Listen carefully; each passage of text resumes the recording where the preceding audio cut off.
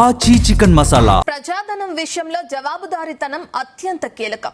రుణ పరిష్కారాల ముసుగులో నేషనల్ అసెట్స్ రీకన్స్ట్రక్షన్ లిమిటెడ్ సంస్థ నిబంధనలకు బేఖాతరు చేసింది. ప్రజాధనానికి నష్టం కలిగించింది. ప్రభుత్వ రంగ సంస్థ నిర్వాకంపై జీ పరిశోధన బృందం సంచలన విషయాలను వెలుగులోకి తెచ్చింది. అధికారుల అక్రమాలపై ప్రశ్నలు లేవనెత్తుతుంది. ఎన్ఏఆర్సీఎల్ రుణ పరిష్కార ప్రక్రియపై స్పెషల్ రిపోర్ట్.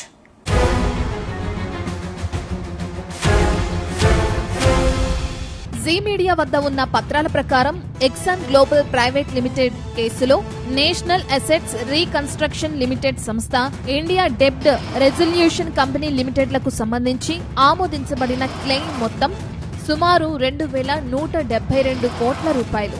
ఈ కేసు కోసం ఏర్పాటు చేసిన కమిటీ ఆఫ్ క్రెడిటర్స్ లో 100% ఓటింగ్ హక్కులు కేవలం ఎన్ఏఆర్సీఎల్ వద్దే ఉన్నాయి. ఆర్థిక రుణదాతల తరపున నిర్ణయాలు తీసుకునే పూర్తి అధికారం, సంపూర్ణ నియంత్రణ కేవలం ఎన్ఏఆర్సీఎల్ చేతుల్లోనే ఉండేది. కానీ నో డ్యూస్ సర్టిఫికెట్ జారీ అయినప్పుడు పరిస్థితి పూర్తిగా మారిపోయింది. ఈ మొత్తం వ్యవహారం సుమారు 579 కోట్ల 24 లక్షల చెల్లింపుతో పరిష్కరించబడింది. ఇందులో 550 కోట్లు అసలు మొత్తం కాగా, ఆలస్యానికి సంబంధించిన వడ్డీగా 29 కోట్ల 24 లక్షలుగా లెక్క కట్టారు. బ్యాంకులకు అక్సన్ గ్లోబల్ భారీ మొత్తం బాకీ పడింది. ఆ తర్వాత ఆ రుణాన్ని బ్యాట్ బ్యాంకుకు బదిలీ చేశారని పత్రాలు స్పష్టంగా సూచిస్తున్నాయి. తదనంతరం ఏకైక సురక్షిత ఆర్థిక రుణదాతగా ఎన్ఏఆర్సీఎల్ అవతరించింది. ఈ ఒప్పందం చట్టవిరుద్ధమని జీ మీడియా వాదించడం లేదు. కానీ మా వద్ద ఉన్న పత్రాలు కీలక ప్రశ్నలను లేవనెత్తుతున్నాయి. ఈ ప్రశ్నలు అత్యంత తీవ్రమైనవి. क्योंकि एडमिटेड क्लेम 2172 करोड़ रुपए का है और फाइनल सेटलमेंट हुआ 579 करोड़ रुपए में. सीधा अंतर है 1593 करोड़ रुपए का. अब सवाल उठता है कि आखिर 1593 करोड़ रुपए का नुकसान या डिस्काउंट की प्राइस डिस्कवरी का पब्लिक रिकॉर्ड आखिर है कहां? ఢిల్లీలోని హయత్ రీజెన్సీ హోటల్ విషయంలోనూ ఇలాంటి పరిస్థితే తలెత్తింది.